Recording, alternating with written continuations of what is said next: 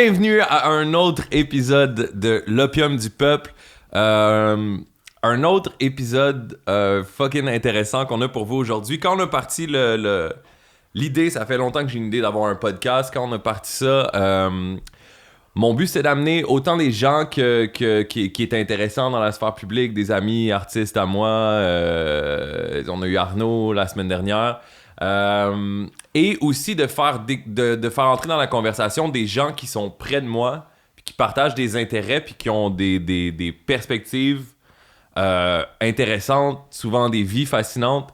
Donc aujourd'hui, ça me fait vraiment plaisir d'accueillir à l'Opium du Peuple mon bon ami et mon professeur de Tai Chi aussi, Monsieur Peter Snow. Ouais! Okay. Merci d'être là, Peter. Comment ça va? Oh, ça va bien, merci. En plein fond, plein fond. Ouais? Ouais, je suis là, je suis prêt, je suis excité, et puis voilà, je suis ouvert. OK, qu'est-ce qui se passe? J'aimerais ça, peut-être juste avant qu'on rentre dans les trucs, les questions plus deep, tout ça, juste faire un petit background. T'es né en Angleterre, Oui, c'est ça. puis t'as voyagé à travers l'Europe dans ta jeunesse? J'ai commencé à voyager à 17 ans en Angleterre, et ensuite, 19 ans, je suis allé à Berlin pour la première fois, quand le mur était toujours là. Et Okay. ensuite, j'ai eu le goût de voyage. Et ensuite, j'ai voyagé beaucoup autour de l'Europe, Moyen-Orient, l'Asie, l'Inde, Afghanistan. J'ai fait l'autostop dans des places hyper dangereuses, etc. C'était un autre vibe de voyager avant. Tu sais, en 2021, maintenant, quand on voyage, c'est comme moi, j'ouvre mon téléphone. Je me choisis un Airbnb, je me trouve mon endroit, j'ai ma map, j'ai ma carte. C'était dangereux voyager. Encore dans les années 80-90, c'était pas aussi établi comme industrie que maintenant, non? Je dirais pas que c'était pas forcément dangereux, là. C'est dépendu où on allait. Mais il n'y avait pas du tout la technologie comme aujourd'hui, là. Mm-hmm. Donc, il y avait carte crédit, ça n'existait pas, là. Donc, tu voyageais avec des traveler's checks, qu'on appelait à l'époque, là. Et aussi du cash. Yeah. Mais Traveler's Check, c'est comme des papiers pour dire que Non, c'est un chèque de American Express OK. que tu encaisses partout, là. Mais les moyens de communication étaient complètement autre chose, là. C'était plus facile de falsifier son identité aussi. Pardon? C'était plus facile de fausser son identité aussi. Like, if you're a thief and si t'es un voleur puis tu te sauves dans un autre pays, c'était plus facile en 1980 qu'en 2021. Ouais, mais moi, j'étais impliqué dans le cambriolage, pas le cambriolage, smuggling. C'est quoi ça en français?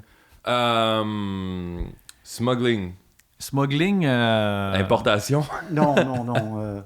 Des voitures. Yeah. OK, bon, j'étais innocent, j'étais très jeune. La contrebande? Contrebande, oui. Contrebande de voitures. Mais on achetait des voitures en Europe, puis on les amenait en Iran. What? Pour les vendre sans payer les taxes. OK. Donc moi, j'étais un petit peu innocent là-dedans. Je me suis trouvé dans un youth hostel à Munich.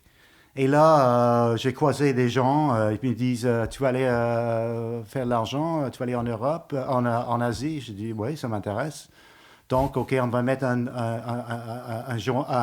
voiture à ton nom. Donc, c'était un Peugeot. Donc, c'était marqué dans mon passeport, Peugeot et tout. Donc on est allé, un gang de monde, 8 voitures. On a traversé la Yougoslavie, qui était un pays... Ça, c'était un pays dangereux.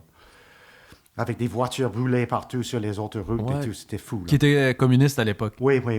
Mais je veux bien comprendre, tu partais de ton pays d'origine d'Angleterre avec une voiture que tu conduisais? Non. J'ai voyagé en Europe. Je me suis trouvé à Munich. Ah, c'est ça. Puis c'est à partir de Munich que tu conduisais jusqu'en Iran? Oui, j'ai pas conduisé. J'avais pas le permis de conduire. Quelqu'un d'autre a conduisé la voiture. Moi, j'étais innocent, j'ai pas compris ce que j'ai fait. C'était beaucoup plus tard que j'ai constaté que c'était complètement illégal. La contrebande. Mais donc, on était allé en Iran et puis on était allé en Turquie et là, on était comment dire, un convoi des voitures. OK? Wow. Et une fois, on a arrêté dans les montagnes en Turquie, c'est magnifique là-bas. Et on a mangé dans un restaurant, genre Truck Stop, là. Yeah. Et on est sorti, on était 8 voitures. Et moi, j'étais la dernière voiture et j'étais avec un conducteur qui était un Américain. Son nom, c'était Eric Viking Ramesses III. Et c'était un ancien professionnel de moto, OK? racing car driver. Yeah, yeah. Et heureusement, j'étais avec lui parce qu'on était le dernier à sortir. Et nous, on avait la carte et le coffre était ouvert en arrière, on regardait les affaires. Et tout d'un coup, on veut un mob, une racaille de monde qui sort de partout avec des bâtons et tout. Et commence à gueuler après nous autres. Et là, on n'a rien compris. Eric, il dit, entre dans le bagnole. On entre dans la voiture. Et on est comme, c'était comme dans les films, là. Les gens commencent à fermer les fenêtres et les portes, et les gens commencent à bang, bang, bang, avec des trucs, ils montaient sur la voiture et tout.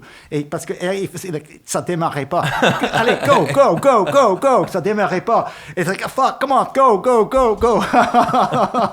Finalement, bang, les gens sont tombés de la voiture, on est parti comme ça. Donc, on est parti hyper rapide. On a rattrapé les autres voitures, dont le leader, qui était un Pakistanais. C'était lui qui a organisé tout. Et lui, on a expliqué la situation. Il dit, oh, shit, I forgot to pay the breakfast. I ordered for everybody. Donc, come on, man, boy. Pour le mob? Le breakfast du mob? Non, pour toutes les... Nous, on était 8 voitures, 2 personnes dans chaque. C'est sa seule réaction. Oui, c'est ça, 16 personnes, puis il n'a pas payé la facture. Oui, et c'était dans une région où c'était connu que les étrangers pouvaient être trouvés Ah oui. Ah ouais. à l'époque. Là. Mais qu'est-ce qui a motivé tes voyages?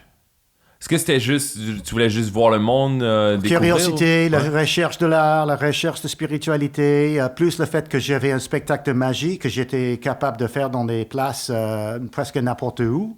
OK, donc tu étais déjà impliqué dans les arts de performance, Oui, la magie. oui, depuis longtemps. OK. Qu'est-ce qui, à quel moment c'est venu la magie dans ta vie? 12, 13 ans. OK. 12 ans. De quelle façon? Je sais pas. Je me souviens pas.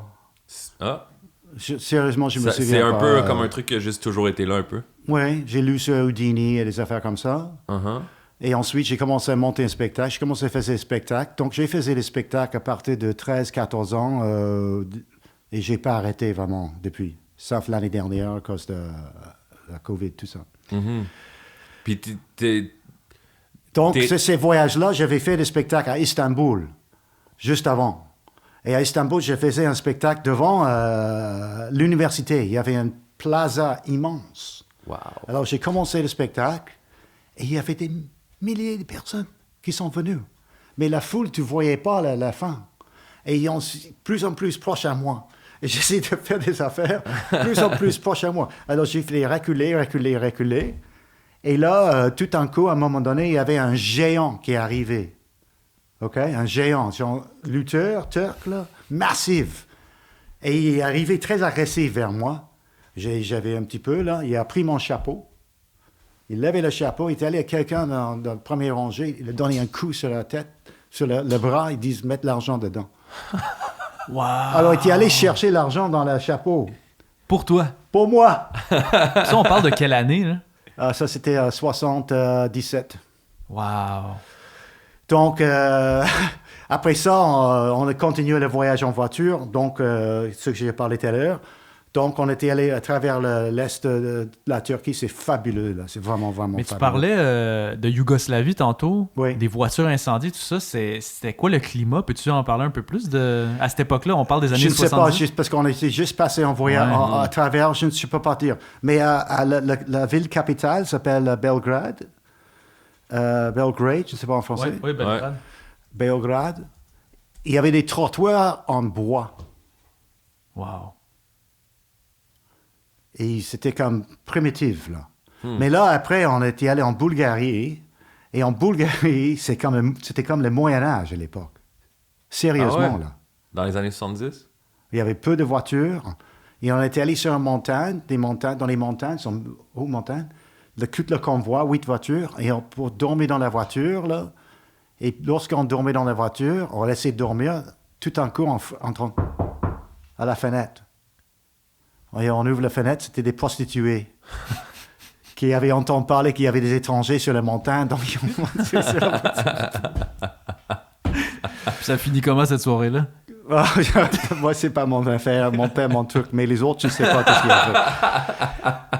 Donc, après ça, donc on était en Turquie, c'était magnifique, la Turquie, j'adore ce pays-là. Je suis allé à Les gens sont Istanbul, super, c'est vraiment fantastique. L'été, pas cet été qui vient de passer, mais l'autre d'avant, puis ça a été un voyage complètement incroyable. Ouais. Istanbul, c'est une ville qui... Ah oui, c'est magnifique. C'est dans les villes où il y a encore une vie qui est un chaos incontrôlé un peu, là, qui te fascine quand tu es un étranger. Tu sais, il y a des villes comme Mexico aussi qui te font ça, où il y a des choses à tous les coins de rue qui te fascinent, genre, tu sais. Moi, je prends des photos, je fais des films, mais Istanbul, c'était tellement vivant. Puis j'imagine qu'à cette époque-là, ça devait être... C'était magnifique. C'est à la rencontre de... C'est pas d'ailleurs une ville qui est dans 2 pays en même temps? Oui, dans 2 continents. Sur 2 continents, c'est ça. C'est une ville qui est sur 2 continents en même temps, qui est une rencontre de culture. Ouais. C'était Constantinople. Ben, c'est ça. Exact, voilà. C'est fou, là. Les mosquées...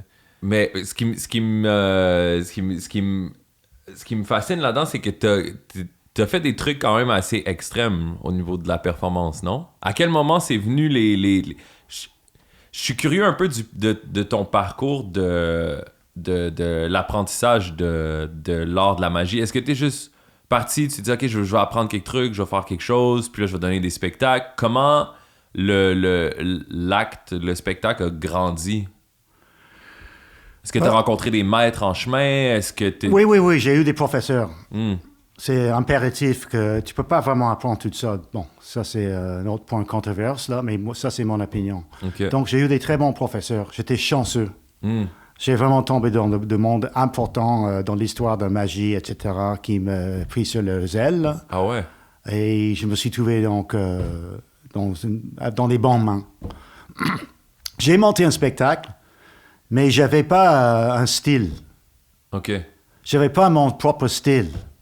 Et j'étais hyper frustré constamment parce que je trouvais pas mon style. Je trouvais pas quelque chose d'original avec moi. J'ai imité inconsciemment beaucoup de monde. Yeah. Comme tout artiste au début, hein? Peut-être, oui. Ouais. Comment on arrive à trouver son style? Ben moi, j'ai trouvé parce que j'ai commencé à faire les spectacles dans la rue, en France. Et c'est là que j'ai trouvé mon style, vraiment. Les crowds français sont difficiles. Non? Non, pas vraiment. Moins que les Anglais. Pardon? Moins que les Anglais. Non, les Français et les Anglais, en termes de spectacle de rue, c'est les deux nations les plus cheap. Au niveau des dons. Oui. Ah ouais. Tu peux vérifier ça avec d'autres dans le même métier, là, ils vont vérifier ce que c'est vrai. Non, mais moi, quand j'ai commencé à faire des spectacles dans la rue, là, j'ai trouvé mon style. Parce que je ne parlais pas la langue. J'ai appris la langue à faire à mesure. Au début, j'avais juste des mots de code que j'avais écrits sur un morceau de papier que j'avais mis au sol. Et là, pendant le spectacle, je regarde au sol, je dis, ah, blablabla, ah, blablabla, ça c'est une, ça c'est... Et ça m'a donné un genre de rythme. Et là, j'ai découvert plus en plus mon corps, j'ai commencé à bouger, et ça, là, j'ai développé un style. Parce que moi, j'ai vu un vidéo fascinant sur Internet où, je pense que c'est un court-métrage qui s'appelle An Advice from Kafka. Oui, Advice from Kafka, yes. Wow! Puis ça, c'est t'es dans quel pays à ce moment-là, ce truc-là? Ça, c'était à Paris, ça. Ça, c'est à Paris? Oui. Puis le... Camisole de force. Ouais, tu t'évades d'une camisole de force. Oui, c'est ça. Ah. That's like... C'est hardcore, là. Parce oui. qu'il y a de la magie, je veux dire... il y a de la magie où il y a des trucs... Moi, j'y connais rien vraiment là, dans les arts de performance de la magie. Là. Il y a des trucs qui semblent être des trucs. Je vais mettre un truc dans un gobelet, je vais changer les gobelets, puis tu vas pas deviner c'est lequel. Mais s'évader d'une camisole de force, c'est pas... c'est fait pour pas qu'on s'en évade. Là. Il y a une vraie performance... Absolument. Physique là-dedans. Il y a des trucs, il y a des semi-trucs, et puis il y a des vrais phénomènes. Mm-hmm. Donc, camisole de force, c'est pas du triqué. Donc, j'ai déjà fait ça pendu par une grue à 100 pieds, là. Upside down, là, à l'inverse, la tête en bas. Ça, c'était très intéressant parce que tu vois, l'esprit humain, là, quelqu'un qui était là, présent quand j'ai fait ça, là, j'ai fait ça dans un parc à Stockholm dans les années 80. X années plus tard, c'est devenu... Les gens, ils racontaient aux autres quand il a vu moi faire. Yeah. Et il a ajouté le fait que le corde qui me tenait était en feu. Et c'était pas en feu. Wow! Fait qu'ils ont eu une distorsion de... Oui, Le Mandela Effect. oui. Mais c'est justement, mettons, quelque chose comme la camisole de force qu'on se défait, c'est vraiment de jouer avec une espèce de expectation de l'impossible, right? Les trucs de magie, c'est d'essayer de... Ce que je veux dire par ça, c'est de créer une attente avec l'auditoire que ce qui va se passer, ça va être impossible. Est-ce que c'est ça? Ou... Oui, bien sûr. Il faut créer faut établir la logique.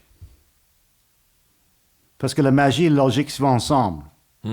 Si quelqu'un n'a pas un sens de logique, il n'y a pas un sens de magie, ou il y a un sens de magie pure. Par exemple, les petits enfants, ils ne sont pas encore rentrés dans le monde de mesurement, là, pas dans la logique. Donc, c'est n'importe quelle petite affaire, c'est magique pour eux autres. Un 3 ans, là, c'est « oh, wow, oh, wow, oh, wow ».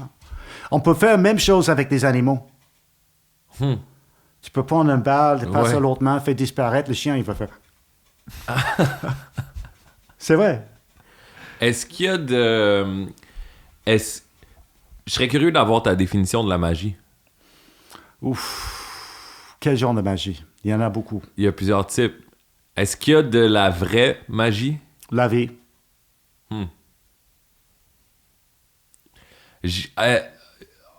J'ai entendu quelqu'un dire quelque part que la magie de...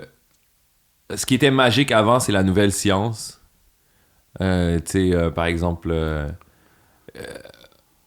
si t'amènes je sais pas la batterie un clavier à batterie puis tu mets une voyage en temps puis tu retournes au Moyen-Âge puis je peux jouer un instrument amplifié avec un clavier, ça va être de la magie parce qu'ils ont pas la science l'a pas expliqué encore. Oui, une très célèbre phrase de Arthur C. Clarke qui a écrit 2000 ans Odyssée de l'espace. Il parlait de ça, il dit n'importe quelle technologie, je ne me souviens pas exactement de la phrase, tu peux la trouver peut-être sur le web, qui n'est pas connue, ça va apparaître comme la magie. Mais il y avait des célèbres histoires dans les années 40 de cargo cult dans le sud du Pacifique. As-tu trouvé la phrase? Donc ça serait « Any sufficient advanced technology is indistinguishable from magic ». There you go. That's a kind of magic. Et cargo cult dans le sud du Pacifique, sur les îles, je ne sais pas lesquelles, non, peut-être pas le sud, c'était peut-être dans le Mélanésien.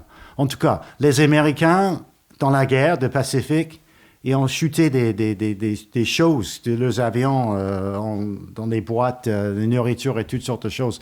Alors, pour les gens de cette peuple-là, c'était des dieux. Et ils ont fait un culte autour de ça et des rites.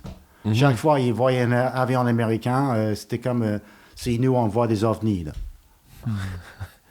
Okay? Ça s'appelle le cargo cult. Oui, c'est ça. Si tu avais raison, c'est Mélanésie.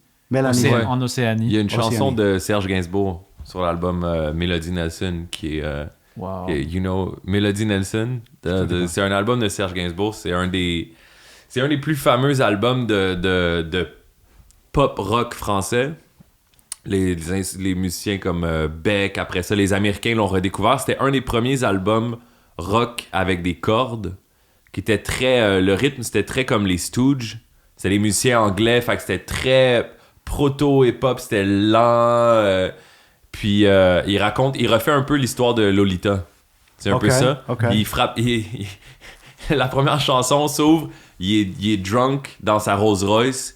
L'ange de la Rolls, the spirit of ecstasy. Et il frappe une jeune fille à vélo. Finalement, il prend son aile, il la ramène chez eux. Là, on comprend pas trop à quel âge, qu'est-ce qui se passe. Puis finalement, elle prend un vol pour aller en avion, puis elle tombe. Il y a un accident d'avion, puis elle tombe dans un cargo culte. Puis la pièce finale de l'album, c'est cargo culte. Okay. Mais l'histoire est... Mais c'est un album de 40 minutes. C'était son plus grand flop commercial à cette époque-là. Mais aujourd'hui, c'est un des albums marquants de l'histoire de la musique rock. C'est vraiment fascinant. OK. Yeah, Cargo Cult. Ah, c'est ça. Mais Peter, t'as dit quelque chose d'intéressant tantôt, que la seule vraie magie, c'est la vie. Qu'est-ce que tu veux dire? Non, j'ai pas dit c'est la seule vraie magie. J'ai dit la magie de base, si tu veux. La vie. Qu'est-ce que tu veux dire par ça? Bah, c'est quoi qui est plus magique que la vie? La conscience. Yeah. Ça appartient à la vie. Non, c'est ça, je veux dire, comme c'est la magie qu'on n'arrive pas à expliquer, peut-être. C'est pas nécessaire d'expliquer, c'est d'expérimenter. C'est comme... oui, la vie, c'est magique, là. C'est un marque... De toute façon, tout l'univers, c'est un marque d'interrogation. Mm-hmm. On n'a pas de réponse, là. Puis toi, ça a été quoi un peu les... As-tu eu des quêtes dans ta vie de justement d'expliquer cette magie-là? Absolument. C'était quelque chose qui me donnait de l'énergie à partir de jeune âge. Là, j'ai commencé à lire des choses comme ça, 13, 14, 15 ans. Là, j'ai croisé le zen à 15 ans, etc. J'étais très intéressé à tout ce qui était ésotérique, etc., etc. Oui, tout ce qui est mystère, tout ça. Spiritualité, j'aime pas ce mot, mais un petit peu de ça aussi, là. Donc, c'était le drive toute ma vie jusqu'à aujourd'hui. L'enquête de la réalité, l'enquête de la vérité. Mais une chose que j'ai compris, c'est si on a des portes de perception ouvertes, on est dans le berceau de l'univers, on est là-dedans. Et c'est la magie.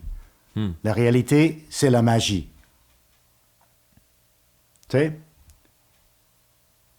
Je suppose que, parce que j'ai plein de trains de pensée en même temps, mais je suppose que dans cette recherche-là, un peu de la magie, on tombe sur les traditions, on tombe sur des écoles, puis quelque part là-dedans, t'es tombé sur l'école du zen, qui t'a amené à devenir un professeur de tai chi éventuellement plus tard dans ta vie.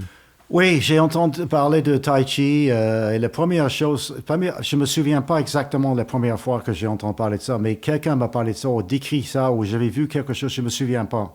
Parce qu'à l'époque, c'était vraiment pas peu connu, il y avait presque aucune information. Donc, en tout cas, ça m'a frappé comme wow. Tout de suite, j'ai compris que ça c'est quelque chose, ça c'est un mystère, ça c'est quelque chose qu'il faut que j'apprenne. Parce que la vision qu'on a, surtout de notre génération, le monde à qui j'en parle ou whatever, c'est un art de vieilles dames qui font ça dans le parc. Puis Ouais. c'est une danse un peu... Il n'y a rien là-dedans, whatever. Qu'est-ce que toi t'as trouvé là-dedans? Rien de ça. Non, mais ça, c'est correct, là. Yeah. Je veux dire, si les gens s'amusent, ils font quelque chose, c'est bon pour eux autres, j'ai aucun problème avec Yeah. ça. Mais le tai chi, c'est hyper profond. Donc, ça, c'est la surface, là. Ça, c'est le point d'iceberg, les gens qui pratiquent comme ça, c'est correct. Non, c'est un système de connaissance de la totalité de soi. Ça connecte le ciel, la terre, l'être humain ensemble.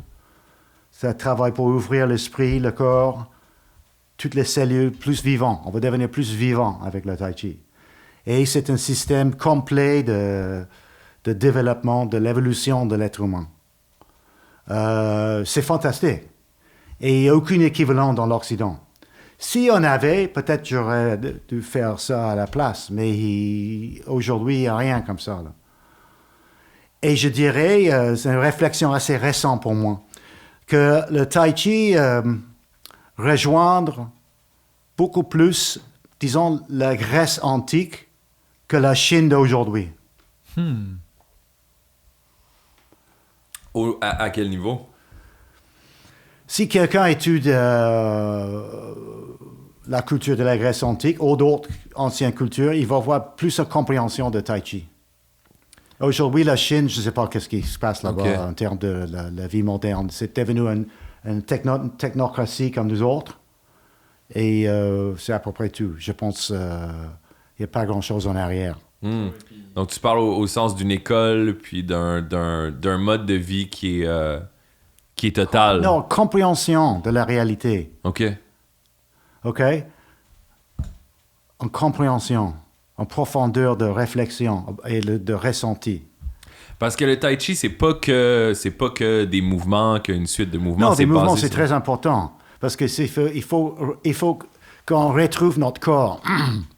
Parce que le tai chi, c'est associé avec le taoïsme, la philosophie du Tao.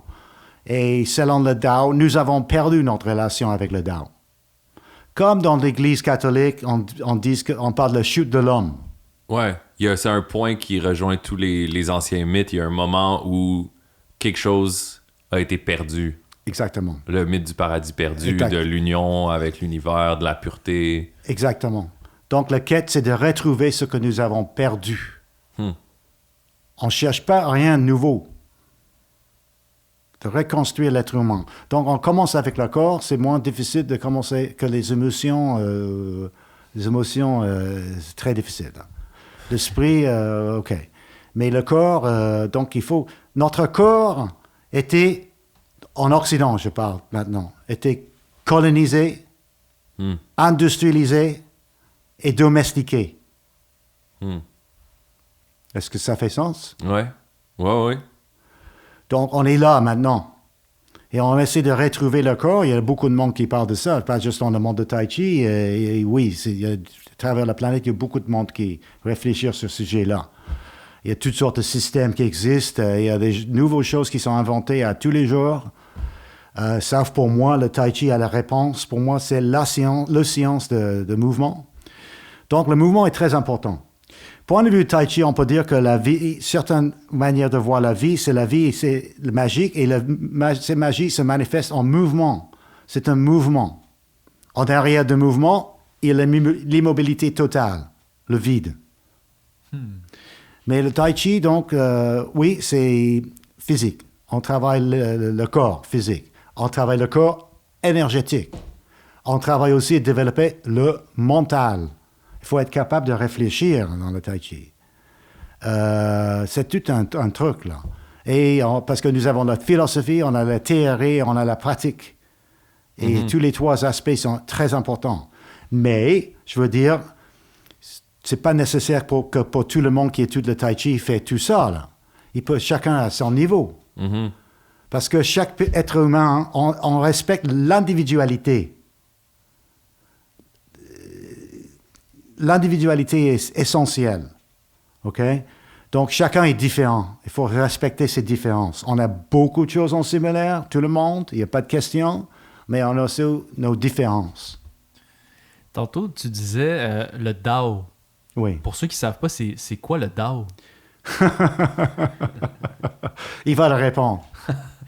Moi, Oui. le Dao, c'est...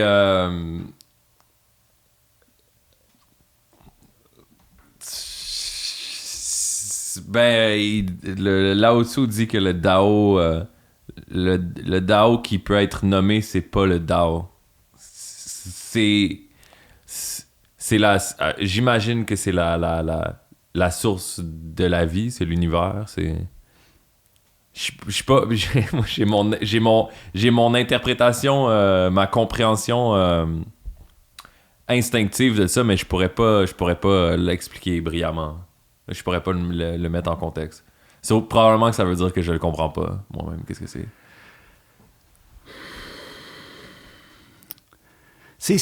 Si quelqu'un t'explique c'est quoi le Dao, c'est parce qu'il ne comprend pas. Yes! C'est pas nécessaire d'expliquer avec le mot. Mais si on dit, je vais le dire ça en anglais, on dit « looked for, it cannot be seen. Felt for, it cannot be touched. Listened for, it cannot be heard. » OK? Donc, c'est là. La réalité en arrière de la réalité, le berceau de l'univers. Bon. On ne va pas être perdu dans les paroles. Mais ça, c'est représenté... Mais tu peux avoir quand même un feeling pour quelque chose qui est plus vers le Dao, qui est moins vers le Dao. Ça, oui. Oui, absolument. Puis, est-ce que c'est ça qui est représenté par la figure qu'on connaît bien, là, qu'on a tous vu, là, le yin et le yang? C'est quoi qu'il y a là-dedans? Pas vraiment. Non? Parce qu'il n'y a pas un symbole pour le Dao. Le symbole de yin-yang, là, de Tai Chi, ça s'appelle le Tai Chi Tu, le diagramme de Tai Chi. Tai Chi, ça veut dire yin-yang en harmonie. Quand le yin-yang est en harmonie, on est dans un état de Tai Chi, ou équilibre parfait, la balance. Donc ça, c'est mystérieux, mais c'est assez pratique. Moi, je ne suis pas intéressé dans des choses qui ne sont pas pratiques. Yeah. C'est un des trucs que j'aime beaucoup chez toi, c'est qu'on peut aller dans les traditions, l'ésotérisme, le tai chi, on peut discuter de ces trucs-là, mais on n'est pas dans le woo-woo stuff. Il y a comme une énergie, t'as comme une énergie punk rock qui est comme, t'as pas le temps de te faire niaiser avec des gens qui savent pas de quoi ils parlent. Ouais. Ou avec des trucs qu'on sait pas, qu'on spécule, Il y a une place pour la spéculation, c'est sûr. Ça peut être intéressant, ça peut être le fun, ça peut être amusant, ça peut être stimulant, etc. Mais il faut savoir que si on fait une discussion de ce niveau-là, on le dit d'avance, c'est la spéculation. On peut spéculer sur comme on parlait de Dieu, le Tao, les états finaux, mais ça, c'est juste la spéculation. Moi, ça m'intéresse plus ou moins. J'ai pas de temps à perdre avec ça. Mais beaucoup de choses qui sont nouvel âge, etc., offrent aucune preuve ou ils sont pas scientifiques. Le Tai Chi, c'est la science. Donc, pour revenir à ce symbole-là, c'est l'union du yin et du yang. Qu'est-ce que le yin et le yang? Yin et yang, c'est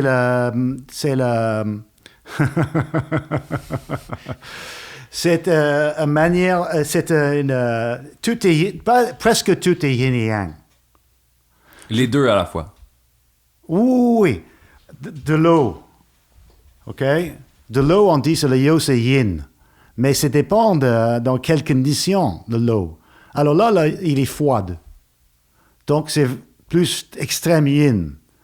Mais en même temps, il est dans une bouteille enfermée. Donc, ça change son état. Si on met on chauffe l'eau, cette eau-là, il va devenir plus yang. Mais ça se traduit pas à chaud et froid, yin et yang. Pas vraiment. Ça dépend de laquelle. Mais l'important de comprendre, c'est dans le yin, il y a toujours des yang. Dans le yang, il y a toujours des yin. La pleine lune et la réflexion du soleil. Soleil, c'est yang. Lune, c'est yin.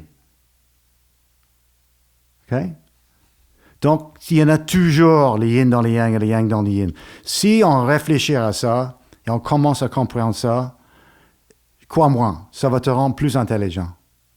Ouais, parce que c'est un outil de compréhension des mécaniques Si on enseigne ça à l'univers. les écoles, là, on sera dans une autre planète, là, un autre monde beaucoup plus évolué. Parce que c'est vraiment un outil fantastique de comprendre. Et tout de suite, surtout, tes problèmes personnels, tu as un problème avec ta blonde, tu peux comprendre par yin-yang. Technique, scientifique, artistique, et ça touche tout. Puis c'est pas... moi, je reviens là-dessus parce que on l'a vu dans notre culture populaire, on l'a vu, ce symbole-là. Il est souvent réduit sombre et lumière, joyeux, triste. J'ai entendu des analyses qui étaient... des interprétations qui étaient un peu plus académiques, qui disaient que le symbole du yin et du yang... t'avais un côté qui était l'ordre, puis un côté qui était le chaos. C'est la balance des deux. Donc, yin, c'est laquelle qui est vaguement masculin, puis laquelle qui est vaguement féminin? Oui, on dit yin, c'est féminin, et yang, c'est masculin. Yeah. Et là, le chaos, c'est l'énergie potentielle. L'énergie féminine, l'énergie potentielle qui donne la vie. Là, ouais. Et l'autre qui est plus vaguement masculin, qui est comme structure, ordre. Et puis l'interaction des deux fait tourner le monde. Puis ici, on parle pas non plus des figures masculines ou féminines, on parle du symbolisme masculin et féminin, right? Oui, c'est ça. C'est des personnifications d'idées qui sont des archétypes. C'est pas de dire Oui. les femmes sont comme ça ou les hommes sont comme ça. Oui, tu as raison. Oui, et c'est, bon à un moment clarifier. donné aussi, tu peux les interchanger, là. Tu peux dire que ça, c'est yin et ça, c'est yang, et tu peux les c'est comme... bon, ça, c'est un discours très profond, là, mais c'est un peu comme subjectif, objectif. Absolument, oui. OK? Si tu réfléchis un peu à ces choses-là, c'est quoi qui est vraiment objectif et c'est quoi qui est vraiment subjectif? Mais j'avais jamais pensé, moi, au yin et yang. Puis là, je commence à comprendre que c'est pas nécessairement un symbole pour montrer les deux extrêmes d'un pôle, mais c'est plus pour montrer la nuance puis la complexité de chaque chose, right? Chaque chose contient le yin et le yang. C'est pas un symbole de la dualité. C'est ça. Parce qu'on y est vu comme ça. La je pense, dualité, mais- c'est quoi? C'est deux. On a tous les chiffres là-dedans. Donc, dualité est là-dedans, mais c'est pas un symbole de ça. Parce qu'il n'y a rien qui est 100% yin ou 100% yang, ça Exact. n'existe pas. Donc, dans le symbole, tu as des petits trous de l'autre couleur. Ça indique ce que je viens de dire. Et il y a beaucoup d'autres choses sur cet symbole-là. C'est très sophistiqué. Mais le yin-yang engendre aussi les 5 éléments. Et les 5 éléments produisent toutes les choses qui existent. Mais ça, c'est une autre conversation. Parce que là, on tombe dans la métaphysique de Moi, tout je suis ça. game de tomber dans la métaphysique vas-y. tout le temps. Vas-y. Par exemple, qu'est-ce que le chi? On parle en tai chi, on a cultivé le chi. Qu'est-ce qu'on fait quand on voit les gens faire les mouvements de tai chi? S'ils sont bons, on voit le chi, on sent. Il y a quelque chose qui nous parle, parce que c'est comme... Parce qu'on a tous grandi, moi, de notre génération, moi j'ai grandi sur les films de Jean-Claude Van Damme, de Bruce Lee, je me souviens de Bloodsport, ou même dans Rocky, il y avait un peu ça, tout l'héritage des films de Kung Fu, le gars s'entraîne, Karate Kid, là il faisait laver la voiture, là il y a comme quelque chose là-dedans, puis là, il y a une espèce de mystique qu'on a... Dès l'enfance, je me souviens de voir ça, puis d'être comme... Pourquoi il fait pas se battre, tu sais? Pourquoi est-ce qu'il est pas en train de s'entraîner à se battre en ce moment? Ils font d'autres mouvements qui seraient plus subtils. Puis dans Bloodsport, à un moment donné, son maître, à Jean-Claude Van Damme, il met les bandeaux sur les yeux, puis il fait servir le thé avec le bandeau sur les yeux pour apprendre à sentir c'est autour excellent. de lui. C'est excellent. Essayer d'attraper un poisson dans l'eau sans regarder. Oui. Des trucs comme ça. Oui. Tout ça se relie à la notion de chi, non? Aussi. De sensation. Mais ça, c'est body awareness, là. Hmm. C'est de développer la conscience corporelle. Hmm. La conscience de ton corps dans l'espace. C'est beaucoup plus important de juste de faire une série d'exercices, sit-ups, et puis bom, bom, bom, bom. Oui, c'est utile seulement dans une... c'est narrow, là. C'est comme... les arts martiaux, c'est beaucoup plus large, là. Et si tu veux... C'est... bon...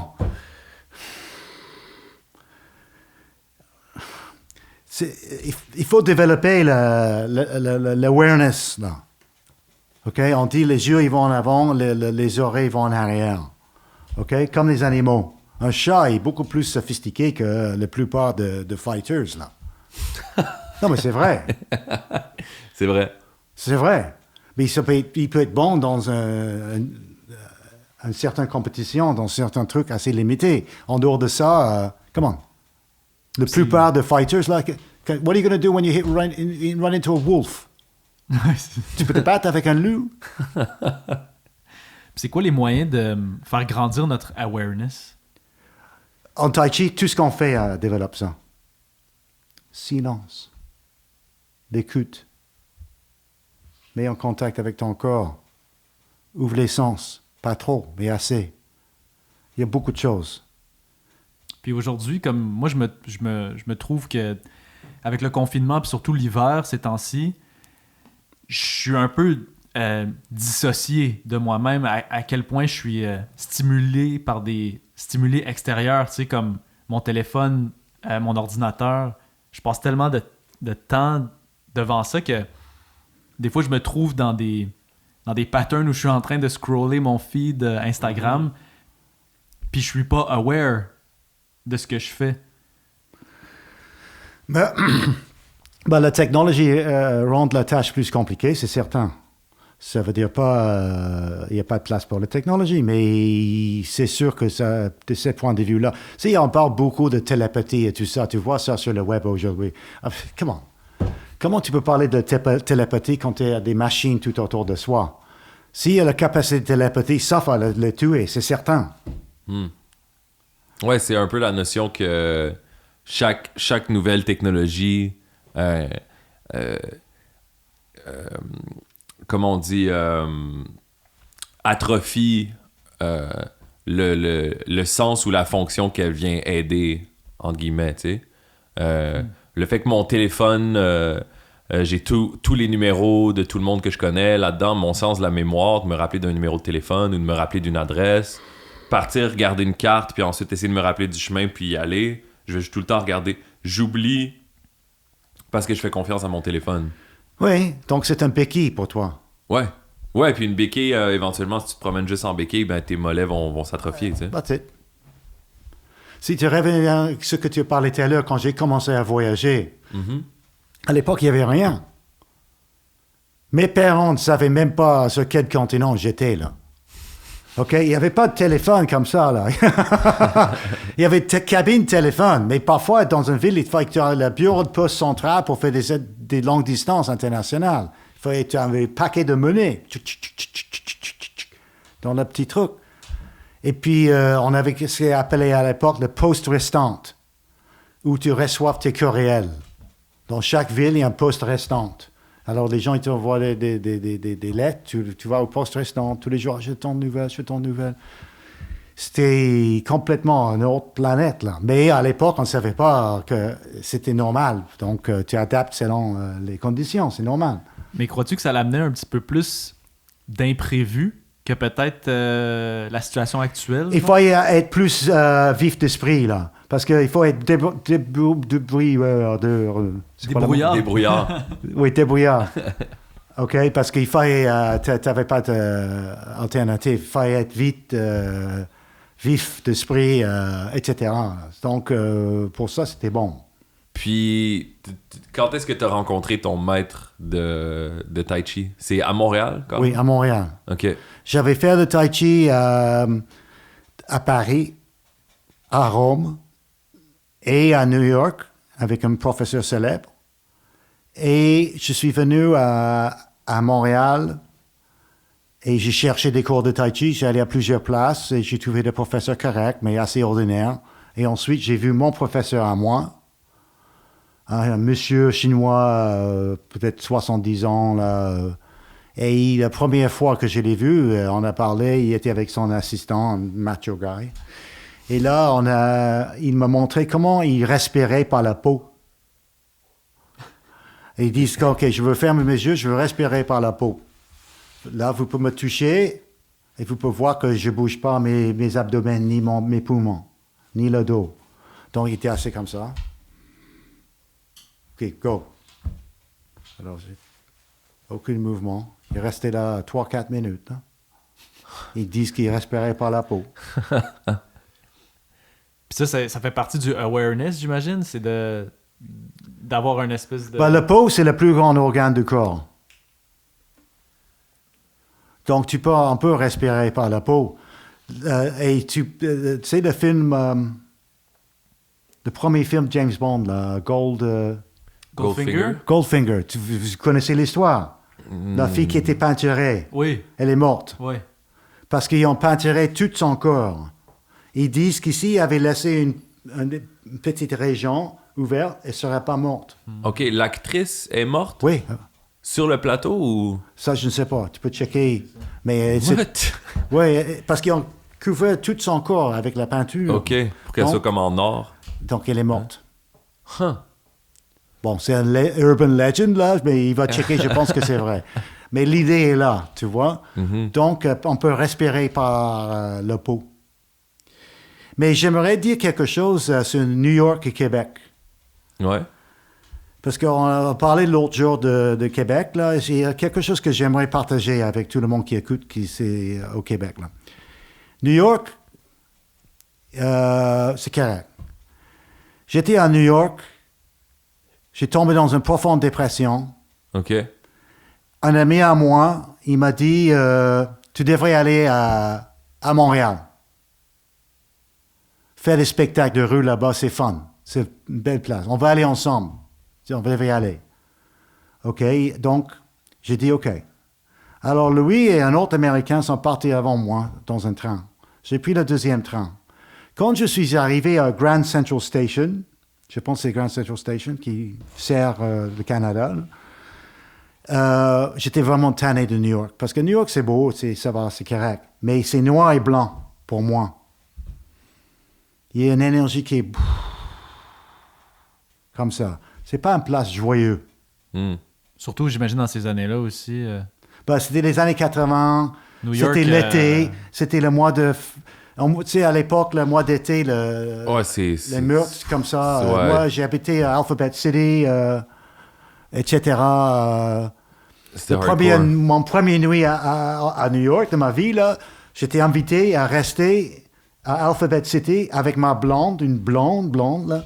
À Alphabet City, un gars qui était un drummer et un boxeur, un ami des amis, et il nous cédait son appartement. Donc, on arrive à son appartement, il montre l'appartement, il montre les 8 cadenas sur la porte, OK? Et puis, il était super sympa, le gars. Puis, il a dit, j'espère que ça va être tranquille parce qu'il y a une fille en or, elle s'appelle Madonna. Elle est vraiment chiante. Elle est chiante. Chaque fois qu'elle part, elle laisse la radio ouverte un maximum et puis elle ferme la porte et quitte son appartement. Et ça joue la musique commerciale toute la journée à haut volume. J'espère qu'elle n'est pas là pour le moment. C'était Madonna. Anyway, donc dans ce bâtiment-là, Alphabet City, tu descends et montes les escaliers, à peu près toutes les lumières étaient cassées, il y avait des tapes avec des notes sur le mur. I was mugged here last night. Be careful, I was attacked here this morning. Ouais, New York dans les années 80, ça avait l'air d'être un battlefield, là. Ben, c'était pas juste sur ce côté-là, d'autres côtés, le côté intellect. Anyway, c'est correct. Mais donc, j'ai arrivé à Grand Central Station, le train pour aller à Montréal. Et je rentre et tout de suite, il y a une énergie complètement vivante. Parce que le train était plein de Québécois, des jeunes. Et ça parle, il y avait une énergie, c'était vraiment comme wow. Là, ça, tu vois ça jamais. Même chez les jeunes à New York, tu vois pas ça là. Pas du tout. Et ça, c'est que, wow, ça m'a inspiré. J'étais, OK, cool, wow, great. Alors, j'étais vraiment content de venir ici la première fois. C'est dans quelles années? Ça, c'était vers 88. Je ne me souviens pas exactement 88. quelle année. J'ai perdu le temps un peu. Là. Yeah. Puis est-ce que tu trouves que l'énergie au Québec a changé depuis la fin des années 80? Ouais. Ben, regarde Montréal maintenant. J'ai un ami américain là, qui vit à Montréal et plus vieux que moi. Il vit ici depuis longtemps. Il a une visite de son frère et de sa belle-sœur il y a 1 an et demi. Ils ont resté 4 jours. Ils trouvaient ça plate. Ils disent, mais c'est tout gris. Les voitures sont toutes banales, les couleurs sont grises, il n'y a rien d'intéressant. Et les gens s'habillent plates, blandes, banales. Et c'est vrai. Yeah. Mais dans les années 90, les gens à Montréal avaient plus de style. Il n'y a pas de question. Il y avait du style. Tu marchais dans la rue, il y avait quelque chose. Mais là, maintenant, je ne sais pas. Je ne sais pas pourquoi c'est comme ça. J'ai l'impression que tout le monde a peur de tout le monde. Et je ne parle pas juste de confinement, tout ça. Ça commençait bien avant. Mm-hmm. Mais je pense que ouais, ben ça va dans le même... la même idée que tu disais. Je pense que le côté, quand tu voyageais, t'avais pas nécessairement de la technologie où on te donnait la réponse à tout d'une minute à l'autre. Il y avait des imprévus, il y avait des choses qui se présentaient dans le chemin qui peut-être créaient des situations un petit peu plus spéciales. On dirait qu'il y a une forme de conformité qui s'installe avec le fait qu'on lit tous les mêmes nouvelles, on voit tous les mêmes trucs sur Internet. La culture un peu devient... La culture Internet est comme globale, puis on dirait que ça éteint un peu les sparks d'individualisme ou d'expression... homogénéité. Homogénéité, exactement ce que je veux dire, ouais. Ouais, Internet a créé a fait du monde une grosse banlieue, finalement. Ouais, hey, bien dit. C'est Non, comme une c'est grosse ça, c'est une banlieue grosse banlieue. d'un centre qui n'existe pas. Ouais. Parce que Internet, ça n'existe pas, mais c'est ça le village Ouais. central. Puis là, on est tout en banlieue de ce village-là. Mais ça aide pas que chaque fois que quelqu'un essaie de faire quelque chose, il se fait critiquer. Ouais. Peu importe ce qu'on fait, on se fait critiquer. Bon, ceux qui n'ont jamais fait quelque chose dans leur vie, là, ils n'ont pas grand-chose à dire. Parce que n'importe quel être humain qui a fait quelque chose de valeur dans n'importe quel domaine, c'était pas facile. Là. Puis je pense qu'il y a quelque chose aussi de vraiment important dans la manière maintenant qu'on partage justement des essais artistiques. Peu importe que ce soit chanson, art, peu importe. Par exemple, dans une situation comme toi, dans les années 80, tu performes, il y a des vrais gens autour de toi qui réagissent. Ils sont dans un contexte où si ils commencent à te crier après ou à te dire que t'es poche, il y a d'autres mondes autour qui vont dire « Hey, dude, relax donc. » Mais si tu postes une vidéo de toi qui fait une performance, après ça, les commentaires sur Internet, il y a une anonymité là-dedans Ouais. qui Ouais. est pas la même que si tu regardais quelqu'un de face Ouais, à face. non, exact. Puis cette La perception-là- plupart, ils vont jamais dire ce qu'ils disent. Ils vont jamais dire ça en réalité devant quelqu'un. Là. Ouais.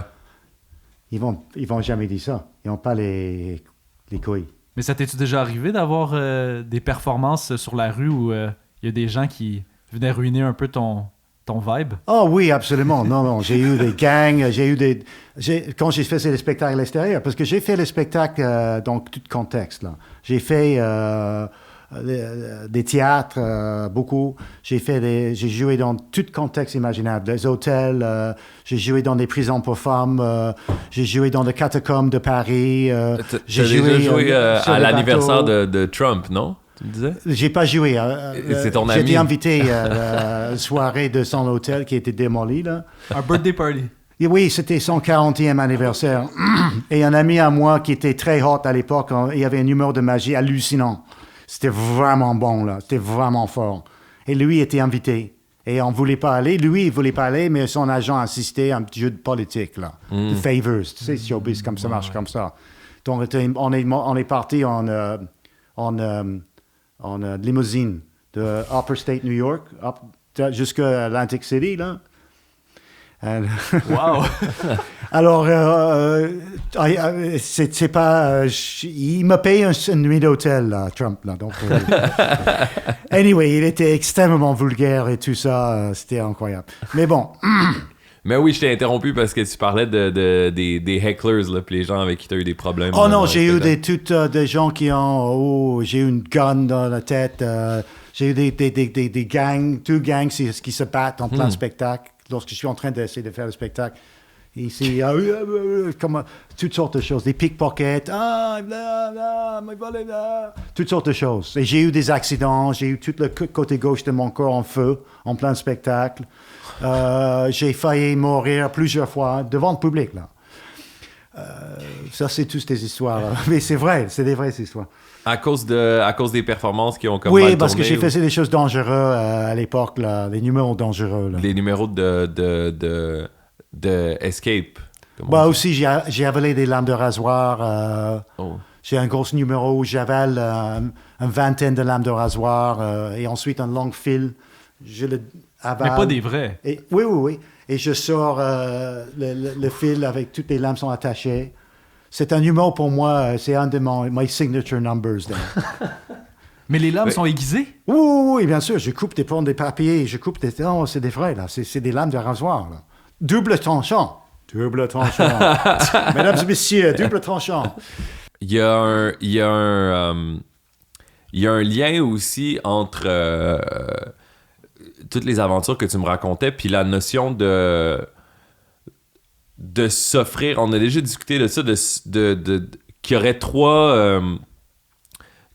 aurait trois forces majeures dans l'univers physique, qui est comme l'action, la résistance, puis la résolution, ou la force d'union. Des forces. Ouais. Tu as... Il y a différents mots pour le décrire, mais c'est actif, passif, neutralisant. C'est ça. ou action, résistance, réconciliation. Voilà. OK? Action, résistance, Donc, réconciliation. 3 forces. On parle de 3 forces. Ça, c'est un peu un concept qui vient de monde ésotérique. Mhm. Je parle ésotérique comme ça. Dans beaucoup de traditions, il y a de ce concept-là. Mais c'est compréhensible facilement par la psychologie. Tu vas faire quelque chose. Disons, c'est plein hiver. Il fait très froid. Tu es en casual chez toi, mais tu n'as plus de bière. Tu vas aller au dépanneur. Il fait froid, il y a la neige. Il commence à venter aussi, il fait hyper froid. Ça, c'est donc, toi, tu veux de la bière. C'est première. Deuxièmement, tu as une force de résistance. Alors, qu'est-ce que tu vas faire pour résoudre ça? Ça, c'est la troisième force. OK? Et la troisième force, il faut réfléchir à toutes ces choses-là. C'est pas forcément 1 + 2 égale 3. C'est pas les deux ensemble qui produisent un autre. C'est beaucoup plus sophistiqué que ça. Et ça marche, comme j'ai dit tout à l'heure, des lois ou des principes fonctionnent sur tous les niveaux de l'être humain. Émotionnel, mental, physique, énergétique, spirituel, etc. Donc, tu as un problème avec ta blonde. Ça, c'est deuxième force. Tu veux que ça bien aller, ça c'est première. Tu ne veux pas des problèmes. Il y a deuxième. Comment tu résous le problème? Chaque action, disons, tu as une discussion avec ta blonde, il y a une dispute.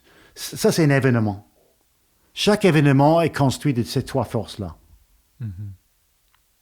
Si l'événement est émotionnel, physique, peu importe. Puis, dans ta vie, toi, par exemple, tu sais, le métier de magicien, c'est pas nécessairement ce qu'on nous dit en orientation, par exemple, au secondaire. Tu sais, c'est pas quelque chose que la société...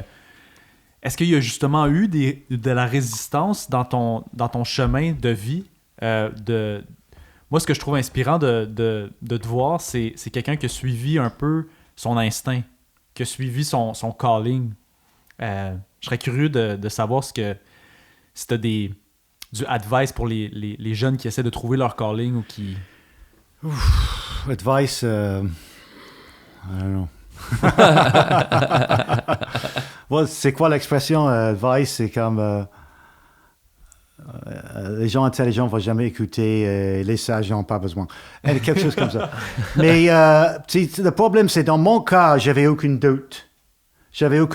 Et parce que je suis issu d'un milieu de classe ouvrière, il n'y avait pas des attentes sur moi, comme d'aller à l'université ou des affaires comme ça.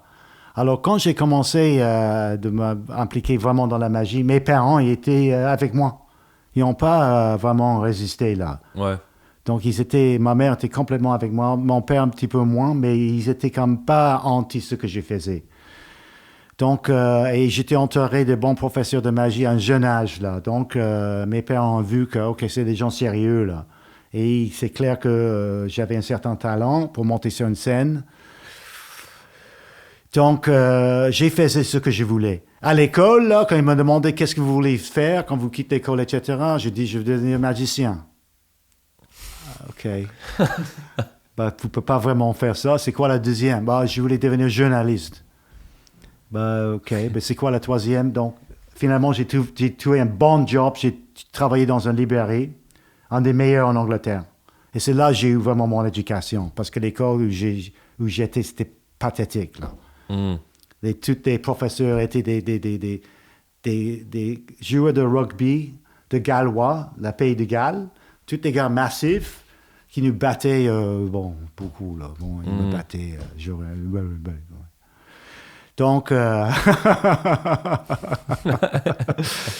Donc, j'ai quitté l'école à 15 ans parce que il a essayé de me convaincre de rester jusqu'à 16 ans, mais j'ai essayé 2 mois, j'ai pas tout fait le reste, j'ai su quitter. Et j'ai commencé à travailler à temps plein. Et après 2-3 ans, j'ai commencé à faire la magie à temps plein, à 17 ans, à temps plein. Donc, c'est ça. Donc, conseil, je ne sais pas, fais ce que tu veux, mais être certain que c'est ça que tu sais ce que tu veux. Ouais, il y a un moment de recherche. Il faut se connaître soi-même. Et je dirais, si tu ne sais pas ce que tu veux, essaye beaucoup de choses. Parce que ça enrichit ta vie quand même, là. Mm-hmm. Moi, j'ai travaillé 2 jobs, 3 jobs à la fois. J'ai fait toutes sortes de choses. Ça m'enrichit ma vie, là. Et plus tard, j'avais des périodes un peu moins actives. Quand j'ai commencé ma carrière de scène, j'avais quand même certaines périodes en hiver. Je n'avais pas de spectacle en janvier, février, mars. Je suis allé au bureau de travail et j'ai travaillé chaque lundi matin un autre job différent. C'est bon. Yeah. Tu rencontres du monde, tu apprends d'autres choses et tu apprends la valeur de l'argent. Et tout ça, c'est important. L'expérience de la vie, c'est essentiel. C'est un peu ça que je m'a lancé avec les 3 forces. C'est que plus j'ai l'impression aussi que plus tu te soumets à des forces de résistance, plus tu gagnes de caractère, d'expérience. C'est un peu les mêmes mythes que les vieilles légendes arthuriennes, tout ça. Il faut aller combattre le dragon pour aller chercher le trésor, tu sais. Ce qui te fait peur, ce qui est pas safe, et le plus d'obstacles que tu rencontres dans ta vie, comment je la vois, cette image des 3 forces, c'est que si je vais prendre une marche dehors, puis que soudainement je me remplis un sac à dos avec 25 livres dans mon sac à dos, ma marche, elle va m'apporter plus avec mon 25 livres sur le dos, parce que je vais forcer plus, je vais développer plus de muscles. Donc à chaque fois qu'on a un obstacle... Et là, quand tu reviens à l'appartement, à la maison, tu vas rentrer avec ton sac, c'est comme l'autre, là. Là, tu dis, OK, attends, je vais faire un autre tour de bloc. Ah ouais? Là, tu vas gagner quelque chose. Fait que est-ce que c'est important de se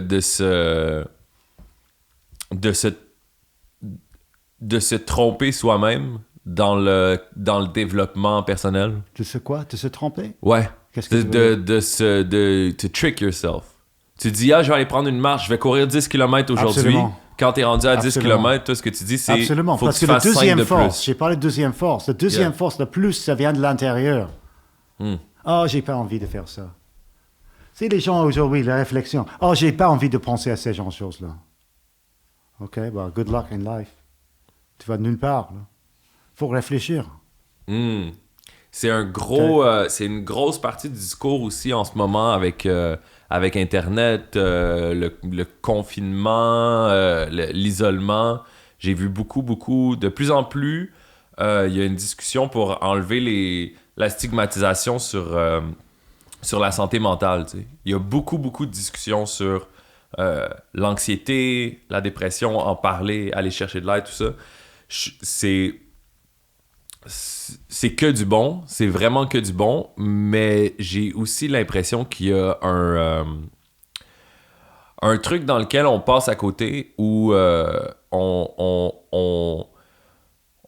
on parle que de l'anxiété et de la dépression, on n'en parle pas en termes de philosophie puis de sens de la vie, tu sais. C'est-à-dire que quelqu'un qui a pas pris le temps de réfléchir à c'était quoi le sens de la vie pour lui, puis où est-ce qu'il s'en allait, puis qu'est-ce qu'il voulait faire. C'est sûr que tu vas être depressed. C'est sûr que tu vas être anxieux si tu comprends pas comment l'univers fonctionne. Si t'as pas recherché autour de toi, tu te mets des œillères puis tu te dis je veux pas penser à ça, je veux pas penser à ça, je veux pas penser à ça. Je vais mourir un jour, on n'en parle pas. Mes parents vont mourir un jour, on n'en parle pas. Qu'est-ce qu'il y a à la télé? Qu'est-ce que lui il dit? Ah non, je suis un peu gros, j'ai des boutons, je suis pas beau, faut que je me... On va parler de la dépression et de l'anxiété comme si ça tombait du ciel. Puis c'est juste t'avais attrapé le virus comme la toux, là, t'es toute la génération, notre génération, les plus jeunes, tout le monde qui est sur l'ordi, tout le monde est dépressif, anxieux en ce moment. Puis pour moi, il y a une grosse hypocrisie de la part de la conversation où on parle pas du fait que c'est possible de l'être juste parce que la nature de la vie est complexe. Puis il faut prendre du temps à démêler un peu les racines de nos croyances puis de notre compréhension. de l'univers puis de ce qu'on fait dans l'univers. OK, c'est parce qu'on vit dans un festival de négativité, là. Mais ça se comprend dans le contexte de la culture actuelle. Moi, ça ne me surprend pas, là. Je ne veux pas être trop critique parce que c'est pas nécessaire, ça ne sert à pas grand-chose. Mais on est tous sous-éduqués. L'éducation, Tellement. je ne veux pas critiquer l'éducation. Oui, je peux critiquer l'éducation, mais pas les professeurs et tout ça, parce que je trouve que ils font un job qui est vraiment difficile. Le gars, telle heure, j'ai dit à l'école, j'étais battu et tout ça, OK? Mais malgré ça, je respecte ce métier-là. Pour moi, c'est un métier hyper important et je souhaite vraiment le bon courage à tout le monde là, parce que c'est pas évident. Et surtout aujourd'hui, avec toutes les distractions, les téléphones dans les classes, je ne sais pas quoi, là, c'est hallucinant. Mais c'est pas la société au Québec là. Bon, la religion est partie. On a remplacé ça avec quoi? Le divertissement, le capital, entre guillemets. Là. Faire de l'argent, c'est avoir une sécurité, réussir. Puis là, tu te rends compte que c'est quoi, tout le monde qui sont millionnaires sont dépressifs puis ouais. sont sur la médication. Ouais. Tu sais. Oui, si tu veux être vraiment misérable, deviens très riche. C'est clair. Les gens, ils pensent que c'est le fun. Ah oui, c'est le fun peut-être 15 minutes, là. D'abord, essaie de vivre avec sécurité à 2 minutes, ici tout le temps, là. Et autre chose, je veux juste connecter avec tout ce qu'on dit sur l'ambiance générale de la société, là, et les gens qui critiquent les autres et tout, des commentaires négatifs et tout ça. Ça décrit aussi un manque massif de confiance.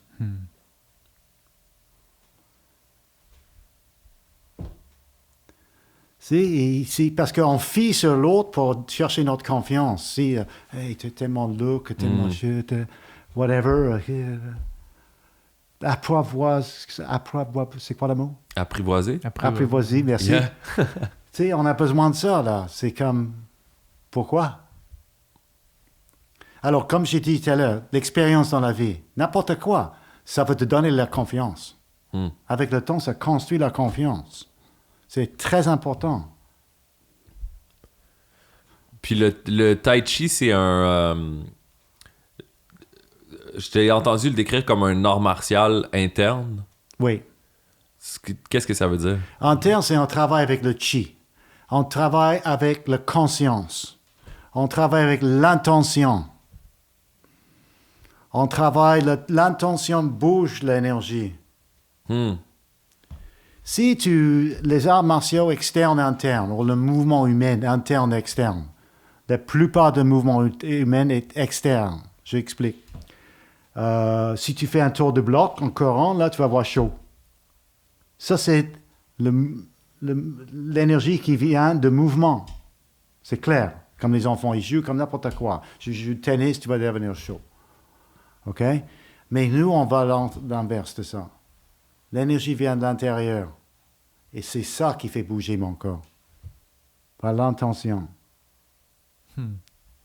Puis moi, de l'extérieur, comme ça, mettons, les arts martiaux, j'y connais pas grand-chose. Puis, mettons, on passe, mettons, au MMA. Là.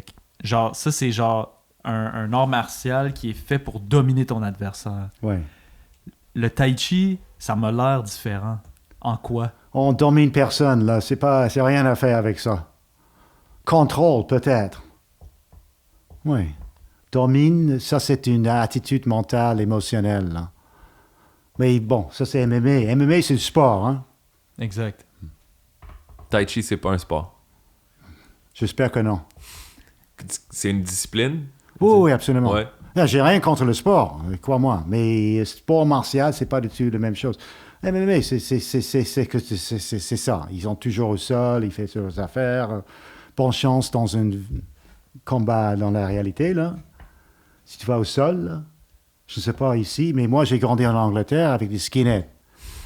Ils ont une stratégie, ils ont deux tactiques. Mettre-le au sol et donner le coup de pied dans la tête. That's it. Yeah. Mais ça fonctionne comme art martial aussi, le tai chi, non? Oui, mais ça dépend de ton niveau, là, évidemment, comme n'importe quoi. Si tu vas apprendre de se défendre comme ça, là, moi, je propose que tu fais autre chose. Tu es mieux faire un judo, par exemple. C'est très efficace. Ou il y en a d'autres. Et c'est mieux ça. Tai Chi, ça prend longtemps à être capable de travailler avec ça. Mais on utilise la force de l'autre, comme le judo. Et puis, c'est très sophistiqué comme armation. On peut on a des disciples différents. Squelette, le système musculaire, le système digestif, pas digestif, système nerveux, système lymphatique. Il y a des cibles à travers des cavités, à travers toutes sortes de choses. Comme j'ai dit, les CIA considèrent le Tai Chi un art d'assassin. Ah Et ouais? le fondateur de Tai Chi était l'entraîneur de garde du corps de l'empereur de Chine.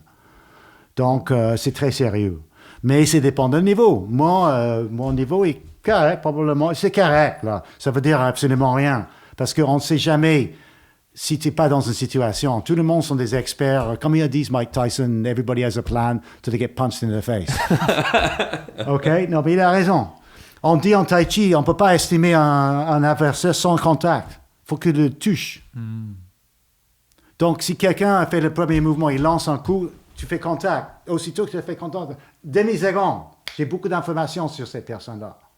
La direction de sa force, la puissance, tout, beaucoup d'informations. Et je peux répondre, c'est long, répondre consciemment. Ce qui est fascinant aussi, c'est que quand tu mentionnais le système lymphatique, le système nerveux, le squelette, c'est des points d'attaque en situation de combat, mais j'ai l'impression que le Tai Chi aussi, vers l'intérieur, peut guérir. Il y a aussi la notion d'auto-guérison Oh, dans absolument, le Tai Chi. Right? absolument. Des gens qui ont des problèmes des problèmes de digestion, des problèmes de scoliose, Oh, de oui, posture, absolument. des problèmes de... Regarde, le côté martial de Tai Chi, c'est plus pour développer le mental que d'autres choses. OK? Parce qu'on ne se bat pas, c'est pas nécessaire, sauf pour protéger quelqu'un dans des cas extrêmes. Ça peut arriver dans la vie. C'est plus de développer le mental, la confiance et tout ça. Mais le mouvement sert à unifier tout le corps, tous les aspects du corps, tous les systèmes du corps dans une unité. Et ça permet l'énergie vitale, le chi, de circuler et ça peut guérir beaucoup de problèmes, c'est certain. D'abord, une posture, c'est essentiel. Là. Alors, la posture des gens aujourd'hui, là, qui fait la vie moderne, ça ne donne pas grand-chose. Là. Il faut que la posture, il faut que ce soit vertical. Aussi que tu es vertical, tu deviens ami avec la gravité. OK? Et ça permet des choses de circuler naturellement. Nous, on cherche la nature. C'est retourner à la source, trouver le Tao. La nature, l'être humain est tombé de quoi? De la nature, de son vrai être. Est-ce que c'est lié, tu penses, avec l'apparition de la conscience puis du langage? Parce que tu m'as déjà mentionné que, par exemple, en pensée traditionnelle dans le Tai Chi, un bébé est encore uni avec le Dao. Il est plein de chi. Oui, c'est ça. Puis là, quand il apprend à parler progressivement puis il se Aussitôt, développe, il perd c'est la fini. connexion. Le premier, il opens his mouth, it's gone. Mais c'est comme... non, mais c'est comme mon C'est professeur... comme si là, on montait toute notre expérience, notre être. Plus on grandit, plus on se développe, plus notre personnalité se développe. On a parlé de ça d'ailleurs dans le dernier podcast avec Arnaud, l'essence versus la personnalité. Ah, Donc, cool. plus la personnalité se développe, en fait, la réflexion qu'on avait, c'est que plus la personnalité se développe, plus l'essence s'affaiblit ou notre contact avec l'essence s'affaiblit. C'est vrai. Puis dans le Tai Chi, j'ai l'impression que moi, mon expérience, c'est de retrouver contact avec l'essence. Puis Absolument, absolument. Mais ça, ta calmer la personnalité est utile là, pour toi, là. Oui. Parce que ta curiosité, c'est dans la personnalité. Tes intérêts, la capacité d'être intéressé ou pas en quelque chose, c'est dans le niveau de la personnalité. La personnalité sert à des choses. Personnalité, côté positif. Il y a le côté négatif qui est vraiment l'ennemi. C'est un là. outil. Et si t'es que dans l'essence, t'es innocent, un peu comme un enfant. On peut peux être prendre trop avantage innocent. de toi, on peut te tromper, on peut Exactement. t'utiliser comme tu un fais pantin. arnaquer, tu peux faire toutes sortes de choses. Yeah. Non, il faut avoir un certain sophistication au niveau de personnalité pour survivre dans la vie. Regarde, c'est pas évident, là. Mais ça revient à la figure dont on parlait, de l'équilibre entre le yin et yang. Exact. Mais l'auto-guérison, oui, ça c'est très important. Le côté médecine de Tai Chi, c'est hyper important. OK? C'est très important. On dit que le Tai Chi, c'est civil, martial, spirituel.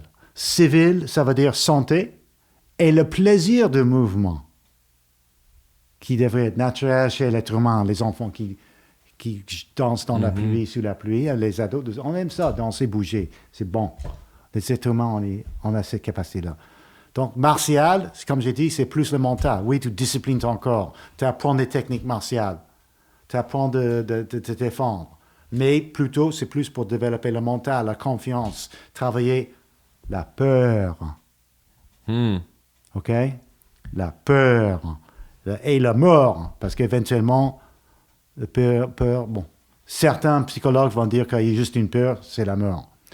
Je ne sais pas, mais de toute façon, Tai Chi, comme toutes les arts martiaux, c'est pour travailler ça. OK? Développer le spirit. Et puis, le côté spirituel, c'est développer le spirit, c'est le côté méditatif, c'est le côté qui va développer des choses plus... La connexion avec le higher self. Yes, oui, c'est ça. Je sais pas comment dire higher self en français, là, mais avec le... Soi supérieur. Le soi supérieur. Le soi supérieur. C'est intéressant que tu mentionnes la peur parce que j'avais une réflexion par rapport à la peur, justement, récemment, où je pense qu'on a tous... L'expérience humaine donc, c'est un truc qu'on peut pas éviter, d'avoir peur. Puis pendant un bout, j'essayais de combattre, puis j'essayais de me dire l'objectif, c'est d'avoir aucune peur. Je me disais, je veux pas avoir aucune peur dans mon corps, je veux avoir rien, je veux pas avoir peur de rien. Ça me bloque, ça m'arrête, je veux pas avoir peur de ci, je veux pas avoir peur de ça, je veux pas penser à ça. Et puis, j'écoutais justement le coach de Mike Tyson qui parle de la peur. Puis il dit que la peur est nécessaire, puis c'est comme un feu. Puis il faut que le combattant, puis là je prends beaucoup de philosophie d'arts martiaux parce que pour moi combattant c'est être humain, ça veut dire la vie a aussi un aspect de combat, d'approcher les choses, d'avancer à travers à travers la boussole comme fucking Indiana Jones. Puis il dit le combattant doit utiliser la peur. Si t'avais pas peur avant un combat, t'aurais pas ce feu-là que tu peux utiliser pour mettre dans ta machine pour faire des trucs surhumains, puis te défendre, puis aller devenir heavyweight champion of the world, tu sais. Fait qu'un feu peut détruire toute une plaine, tout un champ, peut passer un village, peut passer au feu. Et quelqu'un qui sait le maîtriser, tu crées toute la civilisation avec le feu, tu sais. Je serais curieux d'avoir ton opinion sur la peur, la fonction de la peur. Pardon? La fonction de la peur chez l'être humain. Oui, c'est un gros Comment sujet. dealer avec? C'est un big subject, ça. Mais, regarde, ce que tu disais, c'est vrai, là. Tu peux pas éliminer la peur à 100%. Il n'y a plus de yin-yang là-dedans, d'abord. Et donc, ça suggère qu'il y a un côté utile à la peur. Il faut avoir peur de certaines choses.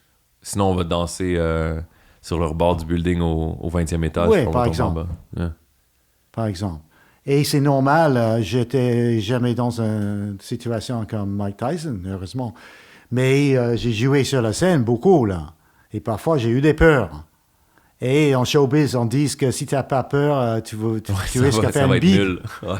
Tu peux avoir surconfiance. Parfois, ça m'arrive. Mais parfois, ça m'arrive aussi que j'ai pas eu aucune peur et j'étais correct pareil. Ça dépend. Mais tu sais, certaines personnes, Jacques Brel, il vomit avant tous ses spectacles, là. Beaucoup, apparemment. Bla, bla, bla, bla. OK, parce qu'il avait tellement peur. Même si le public était là pour lui. Ouais, puis il y avait déjà... C'était le plus grand maître de chant de la francophonie à ce moment-là. Oui, c'est ça. Donc, tu avais... de l'extérieur, c'était inexplicable. Mais c'était en réalité pour lui. Et il parle seul. Il y a tellement des histoires comme ça, là. Moi, je faisais des recherches, justement, puis j'écoutais les interviews de Mike Tyson puis de Georges Saint-Pierre, puis j'étais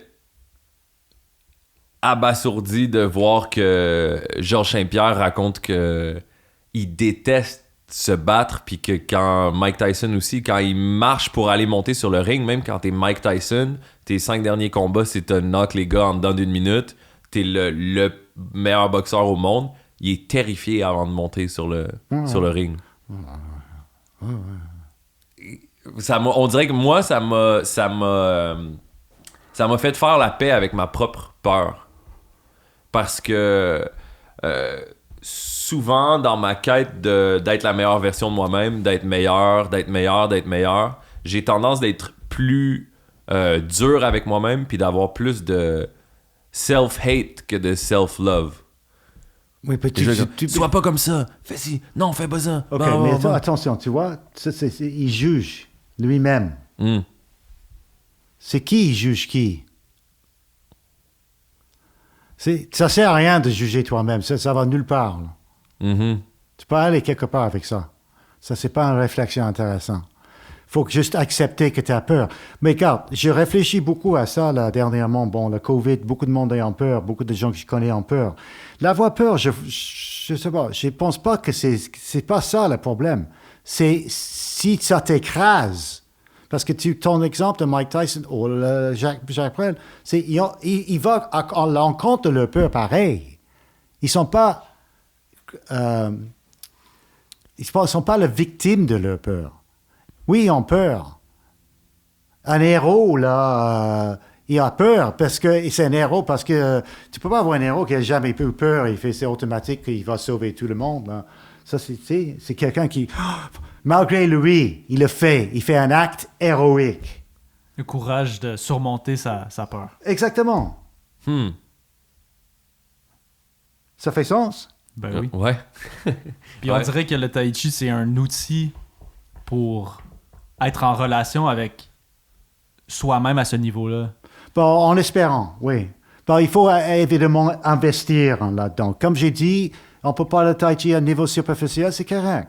Il y a différents niveaux. C'est bon, qu'est-ce que tu veux mettre de toi-même là-dedans. Moi, j'aime aller très loin, mais ça, c'est moi. Donc, ça dépend de l'individu. Parce que c'est un système, là. Donc, il y a des différents degrés. Mais la peur, ça aide au moins de constater ce que je viens de dire. Ça, c'est une nouvelle réflexion pour moi. Moi, j'ai pas peur de COVID, du tout. Mais j'ai peur de plein d'autres choses, là. On a tous des peurs, là. Et ça, comme... mais il faut se mettre... Et comme ils disent tous les psychologues, etc., il faut se mettre en face de nos peurs. Ils ont raison. Là, c'est beaucoup moins... il y a une vieille expression, je vais la traduire. Une fois c'est épaulé, c'est la chose la plus légère du monde. Une fois épaulé, c'est la chose la plus légère du monde. Est-ce que ça fait sens? Épaulé. Ça veut dire une fois qu'on la met sur ses épaules. Épaulé, c'est un vieux mot français. Okay. Quand tu mets quelque chose sur des épaules. C'est-à-dire que je regarde quelque chose, ça a l'air trop lourd pour être pris. Oui. Puis quand je le mets sur mes épaules, ça devient plus léger que tout. Oui, parce que c'est bien équilibré, c'est en balance. Là. OK, donc c'est ça. Tu mets en face ta peur, normalement, ça disparaît tout de suite. Parce que c'est une illusion. C'est ça qu'ils font... Parce qu'on a peur de quoi, finalement? Nous-mêmes? Mais c'est comme... ouais. C'est comme... Dans le fond, on a la peur de souffrir, mais la souffrance justifie notre vie. D'une certaine manière. C'est ça que c'est ça que les bouddhistes disent, en fait. Que la réalité, c'est... la réalité, c'est la souffrance. C'est la souffrance? La douleur? Non. Les bouddhistes, ils disent que la réalité, c'est la souffrance? Je pense que c'est ça. C'est ça? Oui, mais il y a d'autres qui ont Only dit thing la même that's chose. real is pain. Tu sais que tu vas avoir... C'est-à-dire que comment je sais que je rêve pas? Si tu me tout est abstrait. Est-ce que je suis heureux? Est-ce que je suis bien? Est-ce que je suis là? Est-ce que je suis... Mais le métrique qu'on a, c'est la douleur. Puis là, après ça, tu peux ne pas vivre de façon à ne pas infliger la douleur aux autres et à toi-même. Et tu pars de la réalité qu'il faut travailler dans l'existence. Il va y avoir des trucs difficiles. Il y a quelqu'un qui va être malade. Il y a quelqu'un qui va avoir une grande peine. Il va avoir une grande souffrance. Non, la vie, c'est la souffrance. Exact. OK? Puis tout ce qu'on a, le reste, c'est du super ultra bonus. Incroyable. Fait que là, ça te permet d'être grateful pour une belle journée, une belle conversation, une belle... Puis là, après ça, la réflexion, c'est, ben, est-ce que si la vie, c'est que la souffrance, est-ce que ça vaut la peine? Puis la réflexion, c'est que la souffrance donne la raison à ton existence. Plus que t'en mets sur tes épaules, justement, tu décides de fonder une famille, d'avoir 3 personnes à ta charge, puis tout le monde qui dit « Ah, j'ai eu des enfants, ma vie a pris un sens, c'est devenu bla bla bla. » Plus que tu prends de burden, plus que ta vie prend du sens. Versus si t'es assis, puis t'as rien, puis tu regardes ton ordi, puis tu tapes toute la journée, puis tu veux pas aller travailler, tu veux pas aller workout, tu veux pas aller te mettre dans des conditions qui vont donner de la souffrance. Là, t'es plein de peur, plein d'anxiété, puis plein de en fait, c'est que t'as pas de raison pour vivre, tu te demandes qu'est-ce que tu fais. Quand même. Mais tu souffres plus, finalement. Mais t'as pas de raison de justifier ta souffrance. Right. Dans le fond, c'est peut-être ça. Mais ça, je pense que c'est un... On dit ça, puis dans le fond, c'est programmé... c'est moi qui... Non, mais on dit ça, puis je pense que c'est une programmation de l'héritage, probablement du christianisme, tu sais. Que la vie est souffrante, puis c'est par l'adaptation de responsabilité qu'on va la justifier. Tu sais, ça, c'est des vieilles leçons, peut-être, de notre culture qui sont dans des fondements... je pense pas que c'est nécessaire de justifier la souffrance. C'est tellement intégré à la vie, là. Mais c'est comme quelqu'un très célèbre a dit, « Bénis ceux qui ont souffert car ils ont vraiment découvert c'est quoi la vie. » Mais je dirais personnellement qu'il y a des choses qui sont pires que la souffrance. De non-souffrir. Ouais, numbness. Si tu ne souffres pas. Mais tu sais, aujourd'hui, il y a certaines classes académiques intellectuelles qui sont horrifiées de cette conversation-là. Parce qu'ils veulent bannir la souffrance, ils ne veulent pas parler de ça, et la vie, c'est pas la souffrance. Non, c'est quoi ça? Qu'est-ce qu'ils viennent de dire? La vie, c'est la souffrance, c'est quoi ça? Prendre des antidépresseurs. Puis... voilà, exactement. Mais ça, c'est pas un joke, les antidépresseurs, par exemple. Tu sais que les poissons à Montréal sont un petit peu déformés à cause de tellement d'antidépresseurs dans l'eau? Mais non. Bah oui. Mais non. Bah oui, c'est hyper polluant, ces affaires comme ça. Les poissons à Montréal sont déformés à cause que... C'est ça, j'entends parler. Je vais checker sur le web. Il va être fact-check. Big scoop. Mais parce que les eaux sont tellement poisonnées, parce que tu pisses et puis... Et puis les gens, ils ont des antidépresseurs dans leur système. Ah, il y en a tellement, là.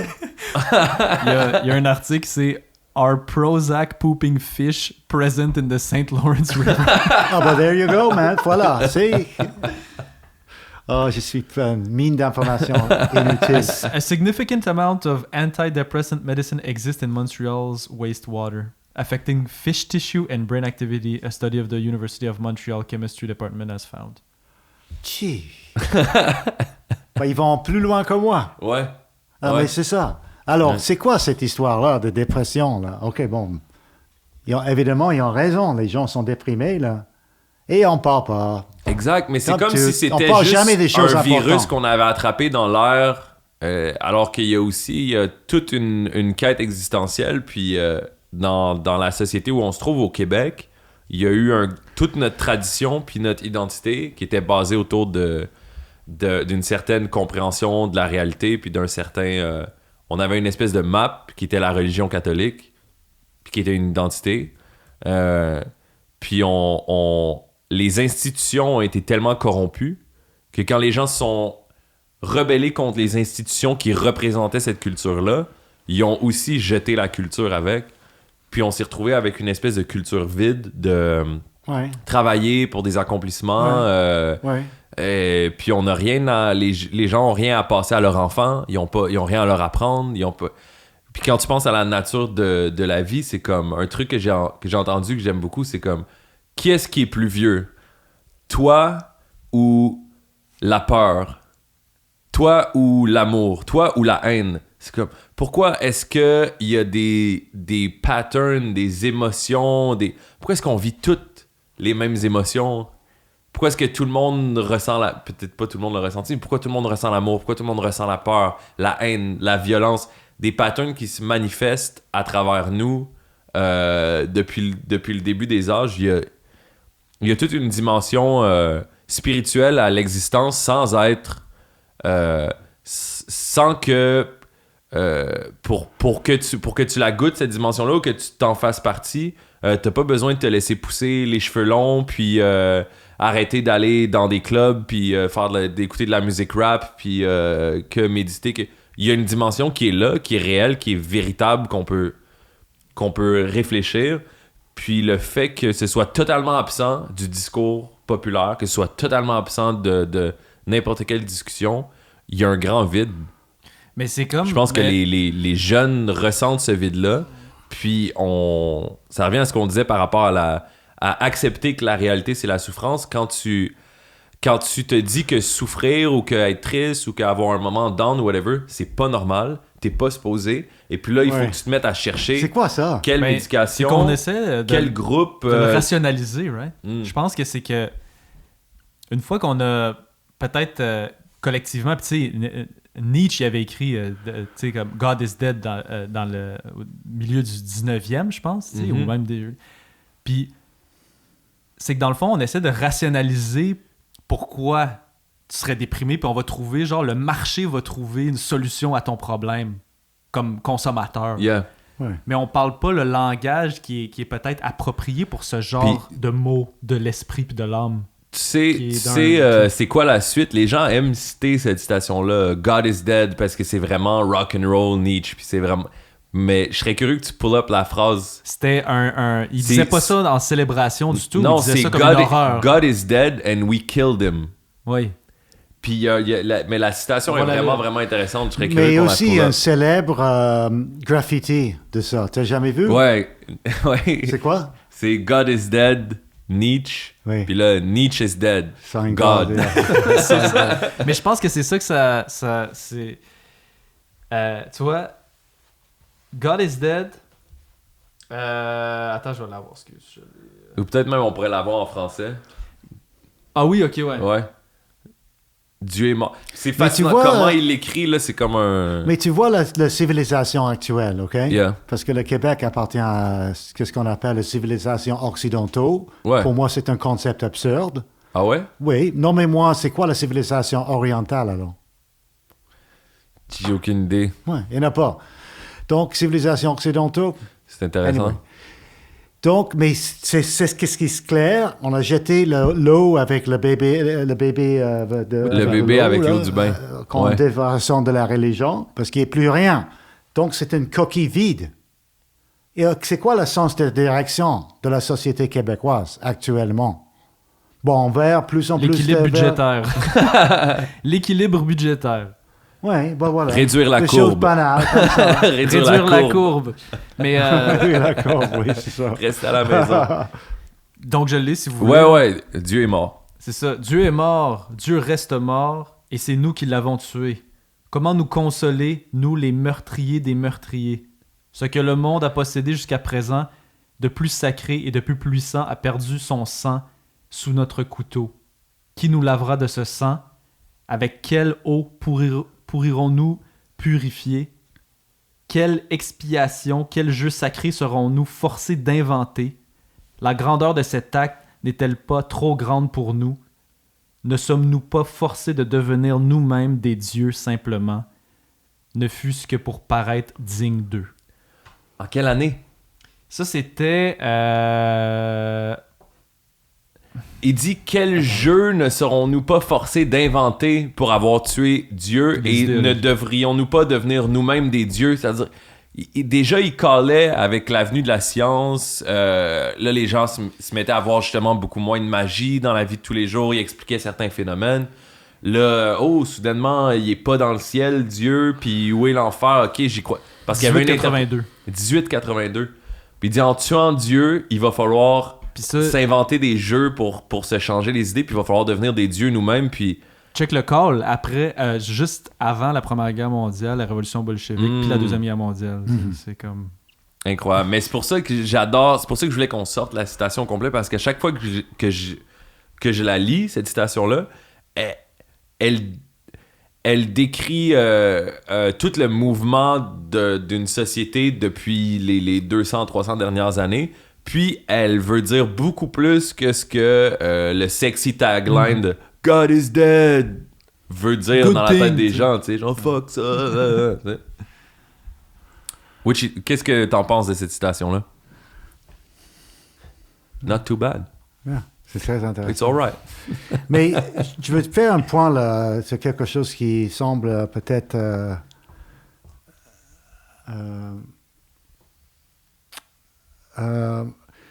là, on est rendu parce qu'on a se débarrassé de la religion. Mm-hmm. Mais ça a l'air qu'on est en train de former une nouvelle religion qu'on peut appeler le scientisme. Scientisme. De croire que la science est la solution à tout. Oui. La technologie, bon. Chez l'être humain, la technologie est en train d'évoluer constamment, c'est très clair. Pour moi, c'est la seule chose qui évolue sur la Terre, c'est la technologie, là. Mais le reste de la science, c'est quoi? Ils n'ont pas grand-chose à dire, pas grand-chose, là. Pour moi, c'est un chien qui jappe à la pleine lune, là. Mais la philosophie aujourd'hui en Occident, c'est pathétique. C'est sérieusement pathétique. Tu connais là-dessus, là. Comment? C'est pathétique. C'est quoi tout ça, là? C'est spéculation. Believe the science. Mais ça devient justement un instrument pour balayer les gens qui s'opposent à certaines mesures ou certaines choses. Puis je pense qu'on l'a tous vécu à un degré ou un autre, dépendant de notre personnalité. L'absurdité de certaines mesures pour la science pendant le COVID, genre. Pour les data sheets, pour ça, sans jamais adresser l'impact sur, justement, la psychologie humaine ou le fait qu'on a des libertés fondamentales, tu sais.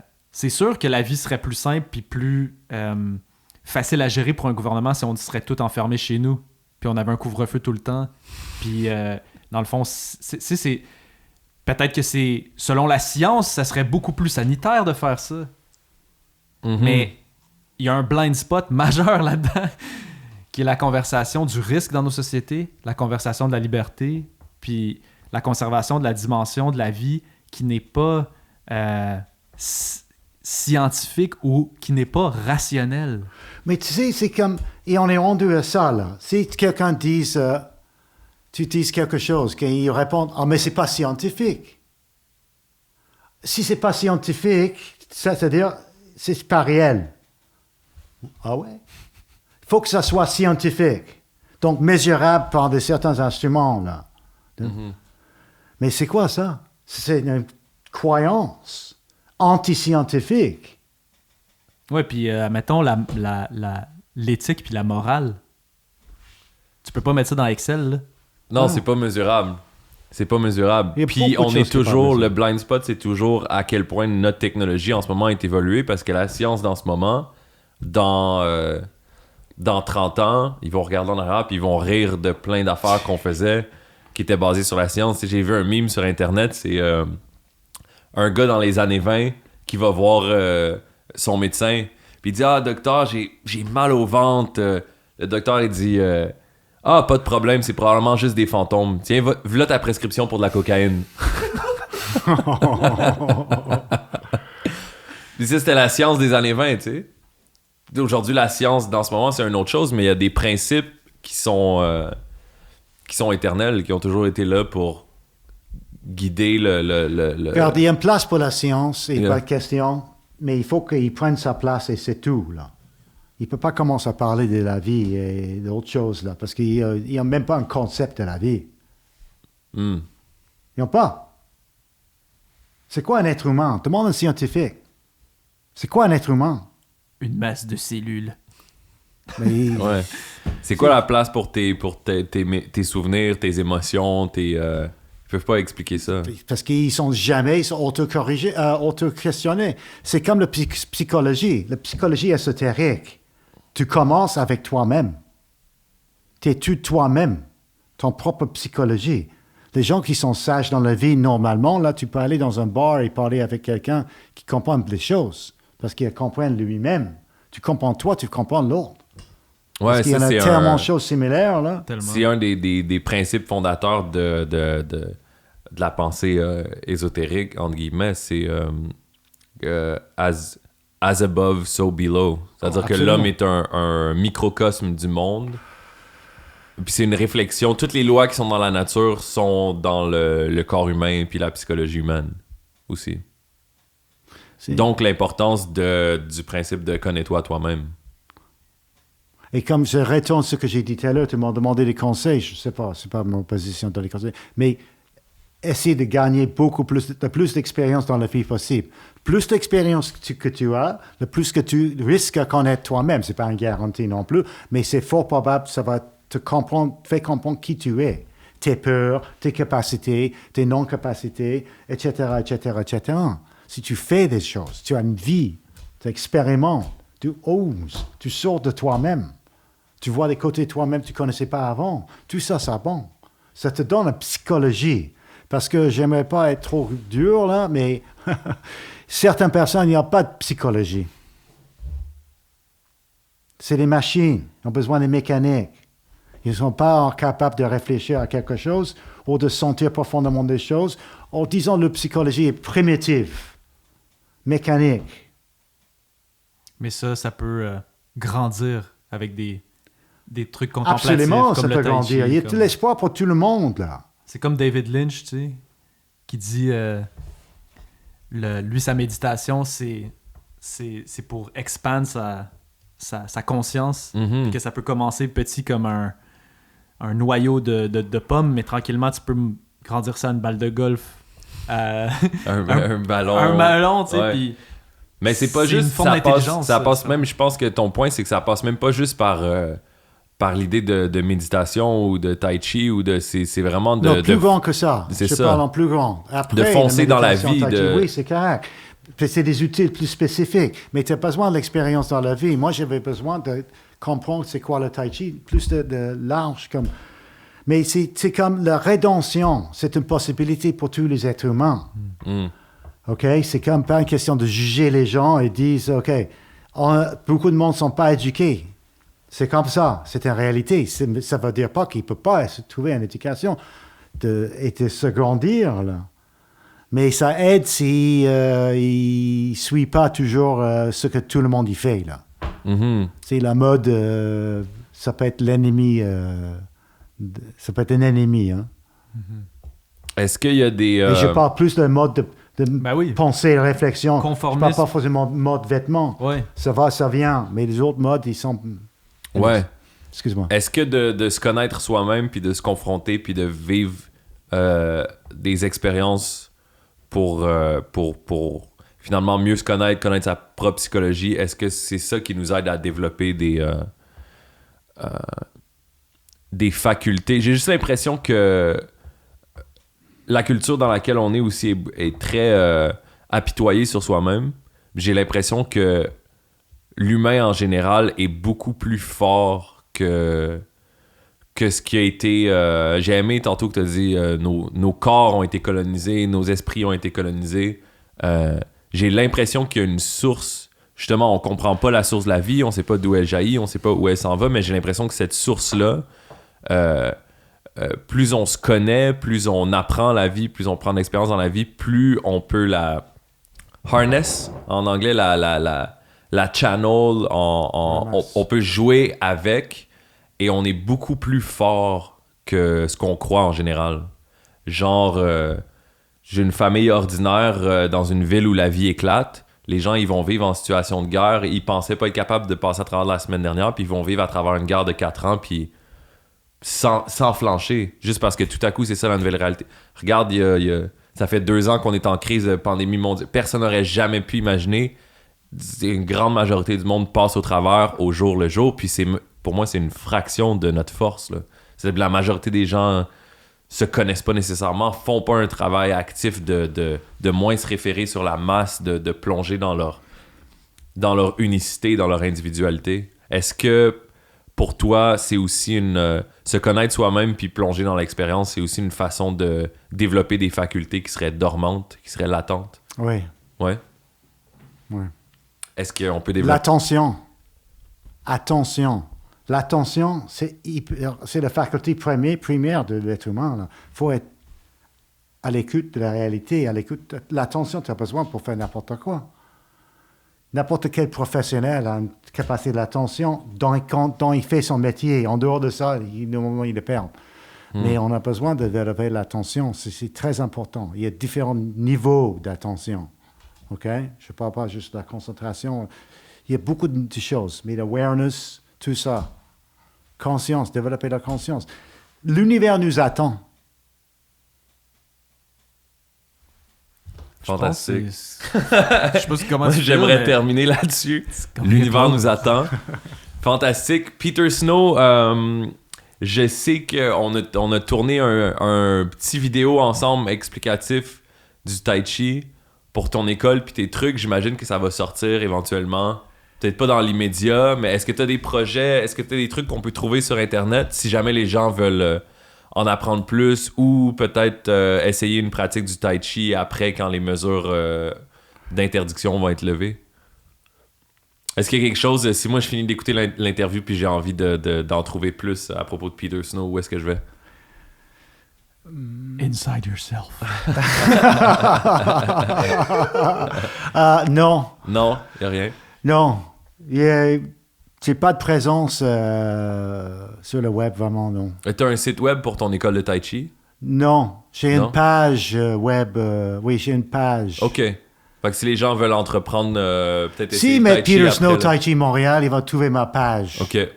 Mais c'est pas update, c'est pas jour à jour à cause d'un an de confinement. Là, il n'y a Ouais. pas grand Tai Chi qui se passe. Là.